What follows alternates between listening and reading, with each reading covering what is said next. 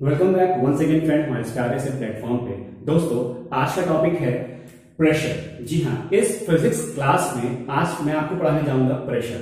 आखिरकार ये प्रेशर होता क्या है, इसके हम पूरी डेफिनेशन को गौर से डिस्कस करेंगे, एनालिसिस करेंगे। साथ ही साथ मैं आपको ये भी बताऊंगा कि आखिरकार प्रेशर की जो एसआई यूनिट होती है वो कैसे आई। ठीक, फिर मैं आपको ये भी बताऊंगा कि आखिरकार जो प्रेशर होता है, जो फ्लूइड होता है, फ्लूइड कैसे प्रेशर को एक्सर्ट करता है, वो सारी चीजें हम डिटेल से वन बाय वन पढ़ेंगे। तो तब तक के लिए दोस्तों बने रहिएगा लास्ट तक, इस वीडियो के अंत तक। प्लीज इस वीडियो के अंत तक बने रहिएगा, ठीक है। और जितना हो सके उतना इस पर्टिकुलर वीडियो को शेयर कीजिए, ठीक है। चलिए स्टार्ट करते हैं। देखिए, सबसे पहले बात आती है कि प्रेशर का डेफिनेशन क्या है। दोस्तों, अगर मैं डेफिनेशन की बात कर दूं तो ये होता है the perpendicular force, perpendicular force acting per unit area। एक सिंपल सी एक लाइन की डेफिनेशन है। क्या मैंने लिखा? A perpendicular force acting per unit area, मतलब एक ऐसी फोर्स। सबसे पहले फोर्स की बात हो रही है, सबसे पहले हमने कहां फोकस किया? फोर्स के ऊपर। एक फोर्स की बात हो रही है और वो फोर्स कैसे एक्ट कर रही है? परपेंडिकुलर तरीके से एक्ट कर रही है। किस पे एक्ट करेगी? किसी न किसी ऑब्जेक्ट के ऊपर एक्ट करेगी। अगर मैं ध्यान से देखूं तो अगर मेरे पास एक प्लेन सरफेस है, प्लेन सरफेस है, उसके ऊपर मैंने किसी एक ऑब्जेक्ट को यहां पे प्लेस कर दिया, ठीक है। इस ऑब्जेक्ट का, ये ऑब्जेक्ट चाहे तो ये सॉलिड होगा, चाहे तो ये गैस होगा, चाहे तो ये लिक्विड होगा, कोई भी स्टेट ऑफ मैटर हो, इसके पास तो खुद का एक मास तो होगा ही होगा, है ना। तो late assume that a object A having the mass m kg, है ना। इस m kg का ये एक ऑब्जेक्ट है, ये प्लेन सरफेस पे रखा है। अब ये रखा है ना, तो इस प्लेन सरफेस पे ये परपेंडिकुलर, एक डाउनवर्ड्स परपेंडिकुलर एक फोर्स एक्सर्ट कर रहा है। ये बात समझ में आई? आपने ये ग्रेविटेशन चैप्टर में भी पढ़ा होगा ना कि कोई भी ऑब्जेक्ट होता है वो डाउनवर्ड टुवर्ड्स द अर्थ एक फोर्स एक्सर्ट करता है ना। इसको कहते हैं gravitational force. Gravity of the earth जो है, ग्रेविटी लगाती है उसके ऊपर, अर्थ की ग्रेविटी लगाती है, उसको डाउनवर्ड पुल करती है। सिमिलरली यहाँ पे एक ऑब्जेक्ट है, वो सरफेस पे डाउनवर्ड फोर्स एक्सर्ट करेगा। अब नौ बात ये आती है, लिखा हुआ है पर यूनिट एरिया। तो पर यूनिट एरिया का क्या मतलब समझ में आया? एरिया में समझ में आ रहा है, लेकिन पर यूनिट एरिया का मतलब क्या समझ में आया? यहाँ पे पर यूनिट एरिया का मतलब ये है कि इस ऑब्जेक्ट का ये जो बॉटम पोर्शन है, ये बॉटम पोर्शन है, ये बॉटम पोर्शन इस पूरे सरफेस के ऊपर उतने ही एरिया पर वो फोर्स एक्सर्ट कर रहा है। ऐसा नहीं हो सकता कि ये ऑब्जेक्ट यहां हो और फोर्स इस पॉइंट पे एक्सर्ट कर रहा हो, नहीं। जो फोर्स एक्सर्ट कर रहा है वो इतने ही एरिया पर एक्सर्ट करेगा। इसका मतलब मैथमेटिकल तरीके से अगर हम देखें, बाय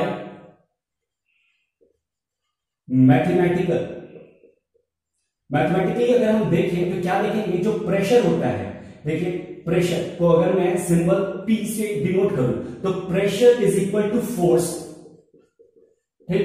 और क्या लिखा है? पर यूनिट एरिया। पर यूनिट मतलब नीचे, पर यूनिट एरिया, ठीक है। अब फोर्स हो गया हमारा F और एरिया हो गया हमारा A। तो ये क्या हो गया? P is equal to F upon A। ये बच्चों छोटी सी एक फॉर्मूला है, आपका छोटा सा एक फॉर्मूला है कि P equal to F upon A, लेकिन ये बहुत ही कारगर फॉर्मूला है। मतलब क्या हुआ कि अगर इसको ध्यान से देखो तो आपको यहां पे प्रेशर की एसआई यूनिट भी दिखाई दे रही है। कैसे? वो देखिए, मैंने आपको सिखाया था कि कैसे एसआई यूनिट को डिराइव करते हैं। ध्यान से देखिए दोस्तों, pressure force upon area. Force बताइए, फोर्स की एसआई यूनिट क्या होती है? आप लोग सर वो तो हम पहले से जानते हैं, फोर्स की यूनिट होती है न्यूटन, ठीक है। इसकी यूनिट हो गई न्यूटन, जिसको हम एन से लिखते हैं। एरिया क्या होता है? L इंटू बी, है ना, लेंथ इंटू ब्रेथ। या अगर हम सर्कुलर एरिया निकालते हैं तो वो r का स्क्वायर होता है, पाई r स्क्वायर, r का स्क्वायर, r होता है सेंटीमीटर है तो मीटर में, तो मीटर का स्क्वायर फिर से आ गया। मतलब आपका सरफेस कोई सा भी हो, एरिया की यूनिट मीटर स्क्वायर में ही आएगी, एक एसआई यूनिट, है ना। तो ये हो गया एरिया मीटर का स्क्वायर। तो अगर मैं बोलूं प्रेशर की एसआई यूनिट क्या होगी तो P होगा न्यूटन मीटर पर स्क्वायर, या इसको आप डायरेक्टली ऐसे लिख सकते हो न्यूटन मीटर स्क्वायर, ये भी लिख सकते हो। लेकिन आप जानते हो कि प्रेशर को, ये प्रेशर जो फिजिकल क्वांटिटी है, इसको डिस्कवर करने वाले एक और साइंटिस्ट जिनका नाम है पास्कल, है ना। पास्कल ने ही इसकी डेरिवेशन या इसकी खोज की थी, राइट। तो पास्कल के नाम पर ही हमने प्रेशर की यूनिट रख दी, क्या है? पास्कल। पी की प्रेशर की यूनिट क्या हुई? पास्कल, जिसको हम ऐसे लिखते हैं, प्रेशर इतना पास्कल ऐसे करके बोलते हैं। यहां तक बात समझ में आई। अब थोड़ा इन्हीं चीजों में और थोड़ा सा आगे डेप्थ में जाते हैं, जैसे कि मैंने आपको बताया था। देखिए यहां तक हमें समझ में आया कि जो प्रेशर है, प्रेशर क्या होता है? फोर्स पर यूनिट एरिया, है ना। यहां से हमें क्या समझ में आता है कि P is equal to F upon A.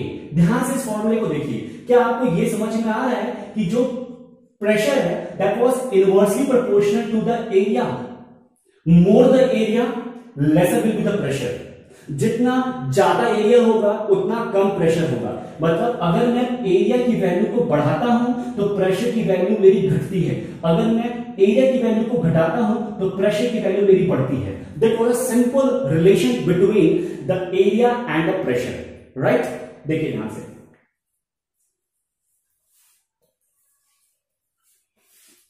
Now अगर मैं बात करता हूं फोर्स की, देखिए फोर्स क्या होगा?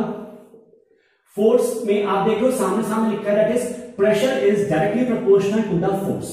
Greater the force greater the pressure, lesser the force lesser will the pressure. तो ये दोस्तों हमारे पास दो कॉन्सेप्ट समझ में आता है। अब इस कॉन्सेप्ट का अगर मैं रियलिटी से, मतलब रियल लाइफ एग्जांपल से कंपैरिजन करूं तो आप ध्यान से देखिए कि अगर आपके पास ये एक नाइफ है, ठीक है, ये नाइफ होता है, ये ऐसा करके नाइफ होता है, यहां पर हैंडल होता है, पकड़ने वाला होता है, राइट। ये आपके पास नाइफ है। क्या आपने कभी गौर किया है, अगर आप कभी एप्पल को या मैंगो को या किसी भी वेजिटेबल को you are trying to cut that vegetable, so from which side you are cutting? You are cutting from the bottom portion.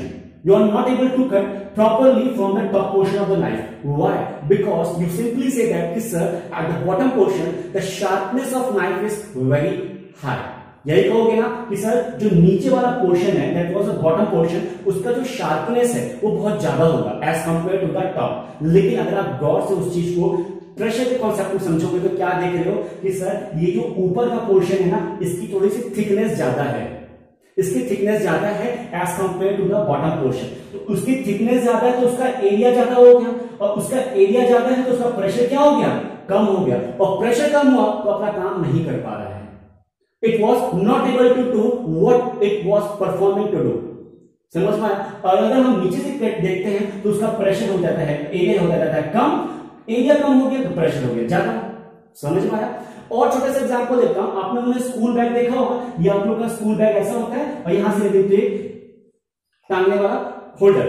अगर मैं इस टांगने वाले स्ट्रिप को, इसकी जो स्ट्रिप है, ये स्ट्रिप की थिकनेस को रिड्यूस कर दूं, ऐसा पतला सा बना दूं, तो इसके ऊपर ज्यादा प्रेशर लगेगा या इसके ऊपर लगेगा? आप बोलोगे सर जो पतला सा एक पतली सी स्ट्रिप होगी वो हमारे शोल्डर पे ज्यादा प्रेशर एब्जॉर्ब करेगी और हमारे शोल्डर को पिंच करेगी, अंदर की तरफ प्रेस करेगी, हमें दर्द होगा। लेकिन वहीं पे जब चौड़ा रहता है तो हमें दर्द नहीं करेगा। तो that was be a relation proportional to the क्या? Inversely proportional to the pressure. Area अगर ज्यादा है तो प्रेशर कम होगा, एरिया अगर कम है तो प्रेशर क्या होगा? ज्यादा होगा। तो it was a real life example. अब बात करते हैं फोर्स के ऊपर। देखिए अगर मैं एरिया को कांस्टेंट कर दूं, एरिया को कांस्टेंट, फॉर एग्जांपल अगर देखिए फिर से, अगर मैंने कील ली है, ये एक कील देखा है जो आप दीवार पे नेल होते ठोकते हो, है ना, कील देखा है, उस कील को ले लूं और यहां पर भी एक सिंपल सी ये कील ले रहा हूं, ये सेम साइज की कील है, राइट। अब अगर मैं ये मेरे लिए यहां पे एक बॉल है और मेरे लिए यहां पे बॉल है, अगर मैं यहां पर किसी एक हैमर से इसके ऊपर प्रेशर डालता हूं, फोर्स अप्लाई करता हूं अंदर ठोकने के लिए, है ना, फोर्स अप्लाई करता हूं हैमरिंग द हैमर को। अब देखिए मैं यहां से अगर इसके ऊपर एक फोर्स अप्लाई कर रहा हूं 5 न्यूटन का, और सेम फोर्स सॉरी यहां पर भी मैं एक सेम चीज कर रहा हूं, लेकिन यहां पर हैमर से अप्लाई कर रहा हूं 10 न्यूटन का, है ना, दोनों का एरिया सिमिलर है, एरिया इज कांस्टेंट। बट अब ये बताइए यहां से 5 न्यूटन का फोर्स अप्लाई हो रहा है, यहां से 10 न्यूटन का फोर्स अप्लाई हो रहा है। आप मुझे देख के बताइए या आप फिजिकली मेंटली ये अजम्पशन करके या एक एक्सपीरियंस करके ये मुझे बताइए कि किस केस में कील जल्दी दीवार के अंदर जाएगी। आप बोलेंगे सर जाहिर सी बात है जहां फोर्स ज्यादा लग रहा है, जहां 10 न्यूटन है, तो ये करेक्ट चीज है, आप सही जा रहे हैं। जैसा मैं चाहता हूं वैसा ही आप समझ रहे हैं कि the force the pressure is directly proportional to the amount of force. जितना ज्यादा फोर्स होगा उतना ही ज्यादा किसी भी ऑब्जेक्ट के ऊपर प्रेशर पड़ता है और वो उतनी आसानी से अपना रोल प्ले करता है। तो इस तरीके से आपको समझा कि what is the concept behind the pressure. More the area lesser the pressure, lesser the area, more the pressure, and more the force, more the pressure, and lesser the force, lesser the pressure। इतना चीज समझ में आया। तो ये दोस्तों concept था आपका प्रेशर के बारे में। अब लास्ट और एक one of the most important concept क्या है वो देखिए, ध्यान से देखिए, ये भी बहुत ज्यादा इंपॉर्टेंट है। आपने अभी तक ये तो पढ़ लिया कि आखिरकार प्रेशर क्या है। प्रेशर मतलब force acting per unit area. Pressure equal to force acting per unit area. अगर मेरा क्वेश्चन आया कि व्हाट इज 1 पास्कल, 1 पास्कल क्या होता है, तो ये वो इंटरेस्टिंग क्वेश्चन है। ये बोर्ड में भी आता है, आपके आईटीआई में भी आ रहा है, आपके नीट में भी आता है, हर जगह ये क्वेश्चन आता है। क्या what is 1 pascal, what is 1 Newton, मतलब जो भी आपने यूनिट पढ़ी, what is 1 volt, what is 1 ampere, इस तरह के क्वेश्चन बहुत सारे आते हैं। तो ध्यान से देखिए पास्कल क्या है। पास्कल अभी आपने पढ़ा ना, pascal is the unit of pressure. यहां देखिए pressure equal to force per unit area है ना, और इसकी यूनिट क्या होती है, पास्कल होती है। थोड़ा यहां से हम गौर करें, अगर इसकी डेफिनेशन बनाऊं तो क्या इस तरीके से नहीं बोल सकता हूं कि when 1 newton of force applied in 1 metre square area. क्या मैं ये नहीं बोल सकता हूं, देखिए इस सेड टू बी 1 पास्कल। देखिए क्या बोल रहा है, when 1 newton of force is applied in 1 metre square area is said to be the 1 pascal. यही डेफिनेशन बनेगी। अगर मैं इस फोर्स की वैल्यू को 1 न्यूटन कर दूं और इस एरिया को मैं कर दूं 1 मीटर स्क्वायर, तो ये अब जो बन के आया वो क्या होगा, 1 न्यूटन मीटर स्क्वायर, और यही 1 न्यूटन मीटर स्क्वायर क्या होता है, 1 पास्कल होता है। तो उसी फॉर्मूले से ही हमें एक डेफिनेशन बनानी है और कहीं नहीं जाना बेटा, समझ में आ रहा है। तो इस तरीके से आपको आज आपने सीखा व्हाट इज प्रेशर, प्रेशर की डेफिनेशन क्या हुई, प्रेशर का कॉन्सेप्ट क्या हुआ, और साथ ही साथ प्रेशर कितनी चीजों पर डिपेंड कर रहा है। 2 ही चीजें हैं, फोर्स या एरिया, राइट। अगर आप एरिया को बड़ा छोटा करते हो तो भी, या आप फोर्स को कम बड़ा करते हो तो भी, वो 2 ही चीजों पर डिपेंड कर रहा है। साथ ही साथ 1 पास्कल क्या होता है ना।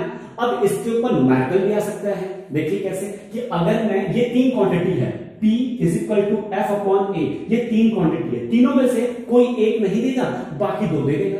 अब पूछेगा वो तीसरी वाली कौन सी क्वांटिटी है या कितनी होगी, वही सब घुमा फिरा के पूछेगा। तो आपको तीनों के यूनिट पता होनी चाहिए, तीनों का फॉर्मूला पता होना चाहिए, राइट। चलिए मिलते हैं नेक्स्ट पार्ट एक धमाकेदार सेशन में। उसमें मैं आपको सिखाऊंगा कि pressure exerted by the fluid, मतलब हम बात करेंगे फ्लोटेशन की, हम बात करेंगे आर्किमिडीज प्रिंसिपल की, राइट। चलिए तब तक के लिए take care and bye bye.